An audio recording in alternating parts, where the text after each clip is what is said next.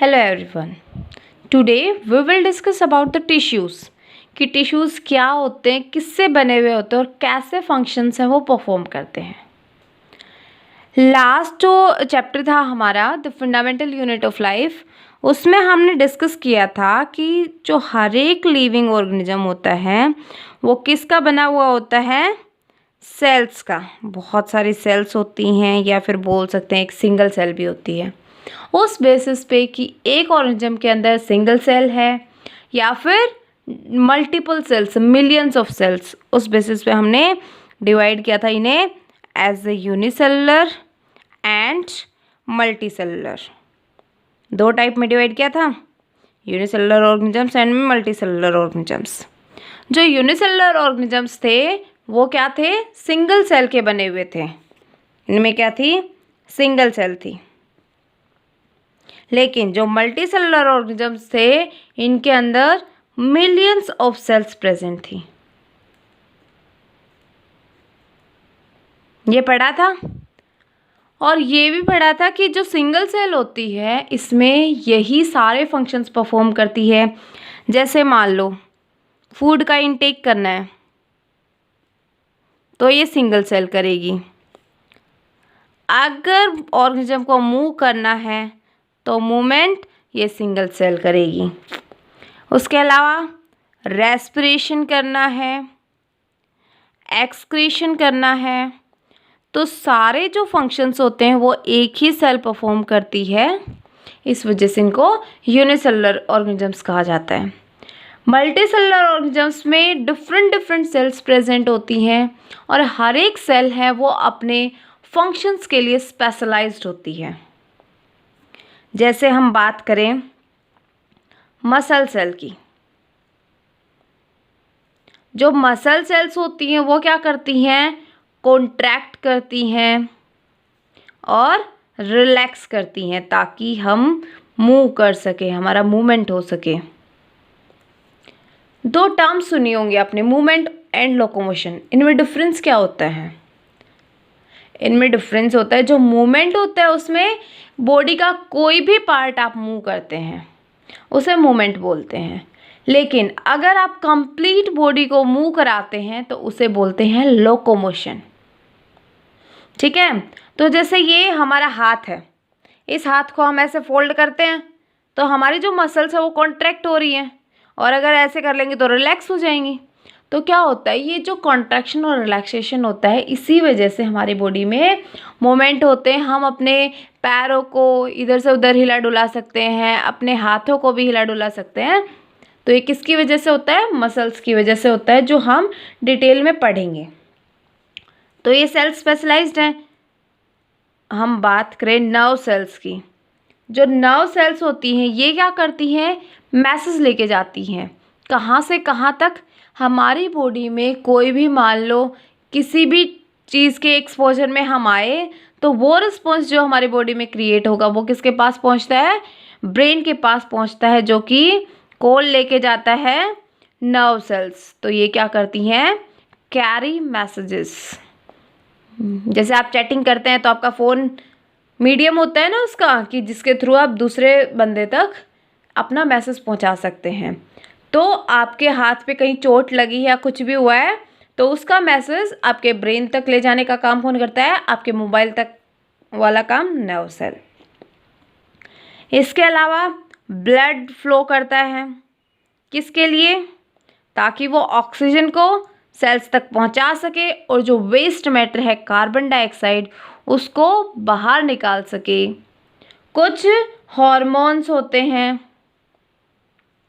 उनको भी बॉडी के डिफरेंट पार्ट्स तक पहुंचा सके, फूड को पहुंचा सके, तो इसके लिए ब्लड फ्लो करता है।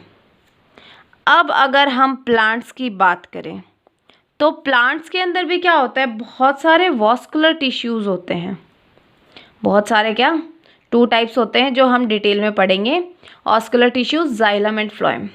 ये क्या करते हैं, एक जो वॉस्कुलर टिश्यू होता है इनमें से वो फूड को कैरी करता है और एक वाटर को कैरी करता है। तो ये जहाँ से, जैसे मान लो जो फूड है वो लीव्स में सिंथेसाइज होता है तो लीव्स से बाकी कंप्लीट प्लांट की बॉडी के अंदर, वाटर है वो रूट से एब्सॉर्ब करती हैं, वहाँ से ऊपर लीव्स तक पहुंचता है। तो ये वन पार्ट से अदर पार्ट ट्रेवल करते हैं। ठीक है, तो इसीलिए हम कह सकते हैं मल्टी सेलुलर ऑर्गेनिजम्स में क्या हो रहा है, एक सेल है वो एक फंक्शन के लिए स्पेशलाइज्ड है, दूसरी सेल्स हैं वो दूसरे फंक्शंस के लिए स्पेशलाइज्ड हैं। तो क्या बोल सकते हैं, division of labour is present. किसके अंदर प्रेजेंट है division of labour, multi cellular organisms के अंदर। डिवीजन ऑफ लेबर का मीन्स क्या है यहाँ पे, कि जो डिफरेंट डिफरेंट सेल्स होती हैं वो डिफरेंट डिफरेंट फंक्शंस परफॉर्म कर रही हैं और इन सेल्स में उस काम को डिवाइड कर दिया गया। आप अपनी क्लास का लेके चलिए, आपकी क्लास में ऑलमोस्ट 30 स्टूडेंट्स या 20 स्टूडेंट्स हैं, 20 स्टूडेंट्स लेके चलें। एक तो एक बंदा है उसके ऊपर आप पूरा लोड डाल दो कि हाँ उसे क्लास का भी काम करना है, उसे स्कूल के मैनेजमेंट में भी हेल्प करनी है, कोई फंक्शन हो रहा है तो उसको भी डेकोरेट करना है, उसको भी मैनेज करना है, सारे काम उसके ऊपर डाल दिया आपने। लेकिन एक आप पूरी क्लास के 20 स्टूडेंट्स हैं, उन 20 स्टूडेंट्स में आपने थोड़ा थोड़ा काम डिवाइड कर दिया। जैसे मान लो कोई पार्टी होनी है आपके स्कूल में, तो क्या हुआ, आपने किसी को डेकोरेशन में लगा दिया, किसी को कैटरिंग में, और किसी को और बाकी के जो फंक्शंस थे, मतलब मान लो किसी को कल्चरल प्रोग्राम है वो मैनेज करने में, या फिर कुछ भी है, वो डिफरेंट डिफरेंट जो काम थे वो आपने अलग अलग लोगों में बांट दिए। तो उसमें क्या किया आपने, डिवीजन ऑफ लेबर किया है कि एक बंदे के ऊपर हैवी लोड ना दे कि आपने बहुत सारे लोगों में उस काम को डिवाइड कर दिया है, तो आपका काम भी इजीली हो जाएगा, जल्दी होगा। तो मल्टी सेलुलर ऑर्गेनिजम्स में डिवीजन ऑफ लेबर होता है, लेकिन यूनिसेलुलर ऑर्गेनिज्म में एक सिंगल सेल होती है, तो उसी की सेल ऑर्गेनेलिज जो होती है वही फंक्शंस परफॉर्म करेंगी, इनमें कोई डिवीजन ऑफ लेबर नहीं होता। ठीक है, तो क्या होगा कि बहुत सारी ऐसे सेल्स होती हैं जो एक जैसा फंक्शंस परफॉर्म करती हैं। जैसे ये मान लो ये सेल्स हैं, तो क्या होगा, धीरे धीरे ये सेल्स कंबाइन हो जाएंगी, स्ट्रक्चर सेम है इनकी।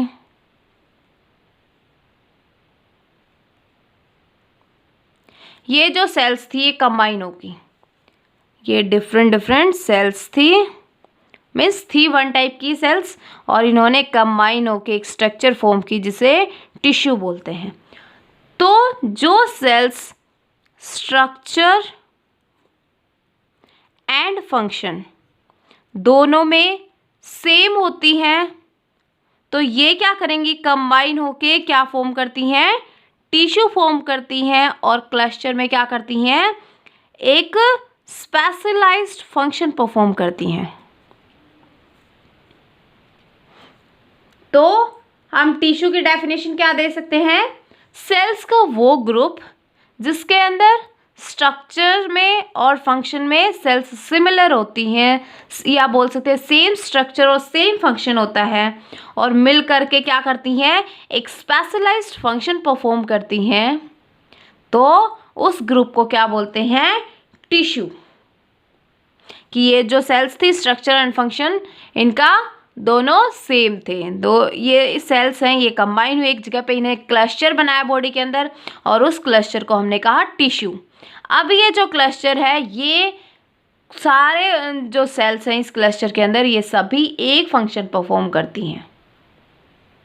ओके, तो टिश्यू समझ आया कि ये जो सेल्स हैं ये कंबाइन होके एक स्ट्रक्चर बनाती हैं जिसे बोलते हैं टिश्यू, एक क्लस्टर बनाती हैं सेल्स का, उसे टिश्यू कहा जाता है। और टिश्यू क्या करता है, एक स्पेसिफिक फंक्शन परफॉर्म करता है।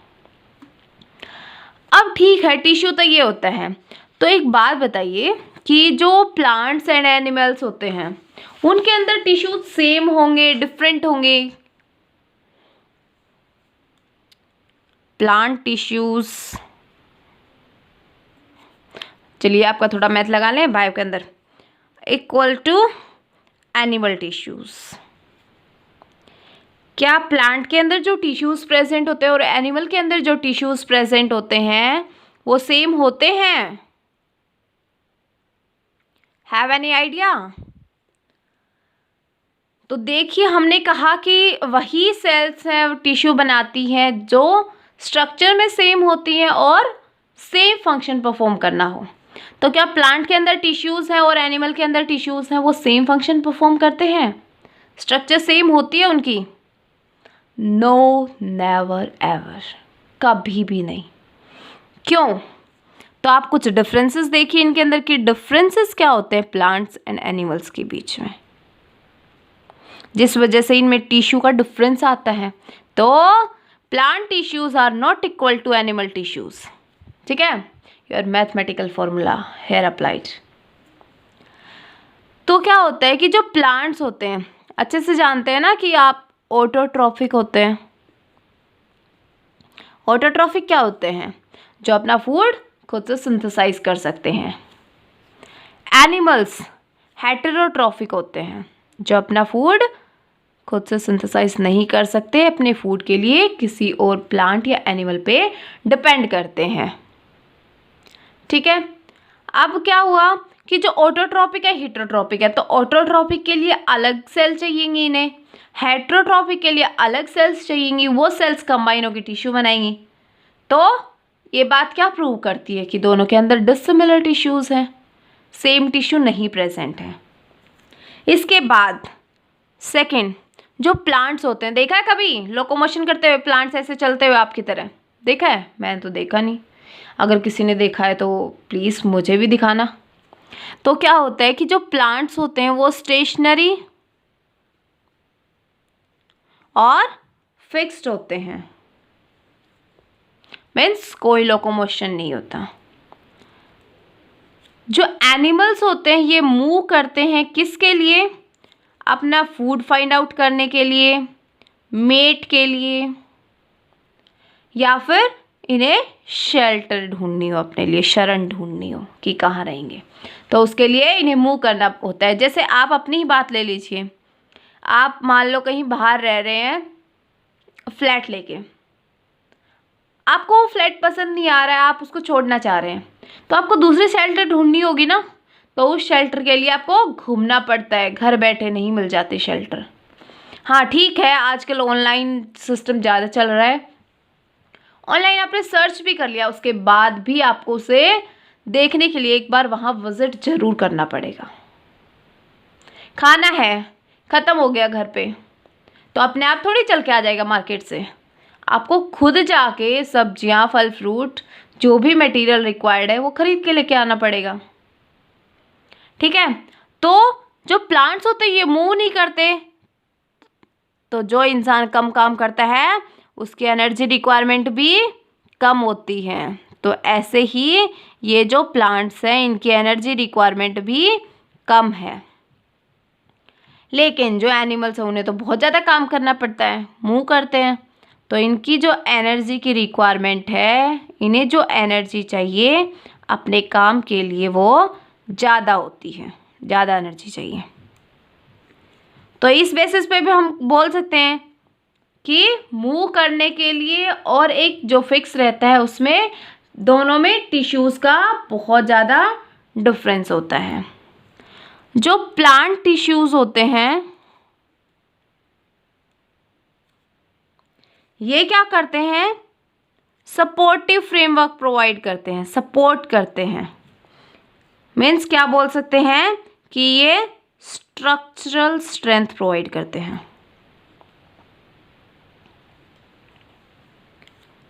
ठीक है, और क्या होता है प्लांट्स के अंदर? बहुत सारे डेड टिश्यूज प्रेजेंट होते हैं, हम डिटेल में पढ़ेंगे तब भी आप देख लेना, लेकिन एक दो नाम याद रख लीजिए आप, स्क्लेरेन्काइमा एंड कॉर्क।